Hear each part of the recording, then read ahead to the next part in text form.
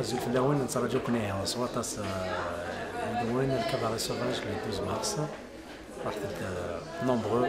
Vous n'allez pas regretter. Une très très bonne soirée, une excellente ambiance familiale. Ciao ciao les amis. Merci.